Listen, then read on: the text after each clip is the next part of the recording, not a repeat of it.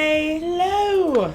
This is Garcia. And this is Telly. And we are here with another amazing episode of Today's Renaissance. Yes. Today we are speaking with the lovely, sophisticated, radiant, beautifully talented in fashion, Miss Gail McInnes, who is the co-founder of the Stylist Box and the founder of Magnet Creative Management. She's a boss. A real boss. For shizzle. She is pretty amazing. And we're standing here in the Stylist Box showroom filled with beautiful designer clothes, Canadian made, beautiful jewelry. We're going to talk to her about branding, about her career, her start, what she's up to now. And we're going to take a look at some pretty clothes and baubles. Have some fun in the little, in our personal closet. Yes. It's not, but we want it to be. Exactly.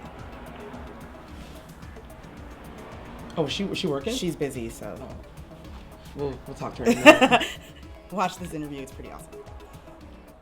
Let's talk about your humble beginnings. Yeah. Because a lot of people think that in fashion you have to be born into it, sort of have this nepotism sort of thing. Oh gosh. Well, I moved to Canada from Glasgow, Scotland, in the late 80s, and I knew I always wanted to get into fashion. Yes. Definitely. Working part-time jobs. I was one of those girls in high school. I always had like 2 jobs. Wow. I sold Avon. I worked as a record man. I worked at Burger King. Nice. I babysat. Like you name it, I did it. I just wanted to get to where I wanted to go and to be, and I knew that if I did those things, then I would get there. Where do you think that drive came from, and where does it come from even now today? Because obviously you're still. I'd say my parents, my Scottish upbringing, definitely my mom.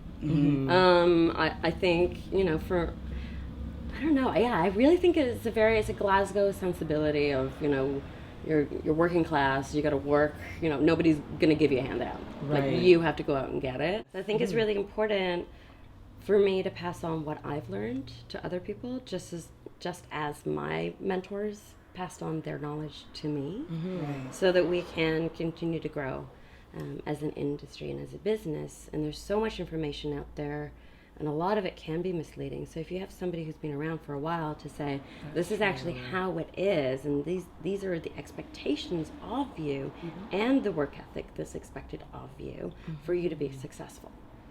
So just going through that process, so there's different levels of the brand. It's what's the language that you're putting forward, making sure it's consistent through everything from social media to your website to even the emails that you're writing back and forth with people. So there has to be a consistent language. Yes. So if you take something fun, let's say like Betsy Johnson. So all of that is like really girly, like overly girly, and like, hey, how's it going? It's like so great to hear from you. Cool. Like we're all fun and flirty. Yeah. Whereas if you get something like Chanel, then it's going to be much more sophisticated. And it's like, well, thank you very much for coming and joining us. It's very interesting, and I will definitely follow up with you. Right. Kind regards. Yes. So the language of the two brands is very different. That's So true. just bringing all of that together, and then of course you've got the aesthetic. Yes. So that comes to the logo, all the images that are produced, any promotional material as well, and keeping in line with that feel. Stylist Box is actually a division of Magnet Creative, which Christian and I run together. Yeah. So this was an idea that came to me around 2008. So that's about 7 years ago. Yeah. So I was working. I was an agent for a while. So I started off representing models, talent, and then became an artist agent. Yes. So I was representing hair and makeup artists as well as fashion stylists.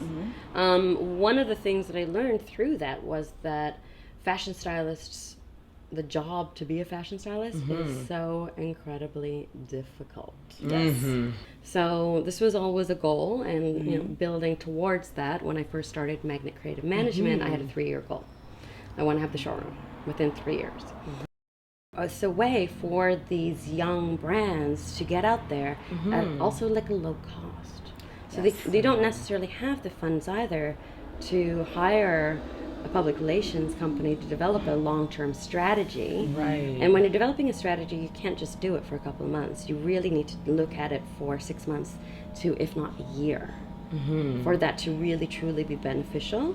When you're starting out, you don't necessarily have that money and that commitment where you can, say that you're going to be spending, $2,000, $3,000, $5,000 per month. That's true. So you want to keep it on the lower end. So this is what Stylist Box is that little, it's a community really. Like looking at all this Canadian fashion, what do you think, Gail, is the one thing that Canadian designers sort of have? What is their X factor and spark versus, the designers of Paris or Milan. Milan. Yeah, I think there's a little bit more of a freedom when it comes to being a Toronto designer, because we're not slotted into this particular brand. So if you think of New York, you're going to think very, GKNY, Tommy Hilfiger, Alexander Wang. Like, it's very streamlined, very wearable, very kind of all-American. It's very When true. you get into Paris, you're going to think elaborate and beautiful. When you think of Milan, you're thinking a little bit, very sexy, a little bit on the almost trashy side. Yeah. Right. Right? So you're getting into, like, Versace, that kind of thing. And then when you think of London, you're thinking, like, rebel and, like, really overly creative. Where with Toronto, it's a little bit more of a relaxed edge. We're not necessarily following the trends so much. Right. Toronto's more interested in wearing what we feel like wearing. So true. So each brand isn't pressured to fall into one particular slot. Yes. Which is very freeing, and in a lot of ways I actually feel that Toronto as a fashion market is ahead of the curve. So we're not necessarily following the trends. And that's where I feel fashion's truly going.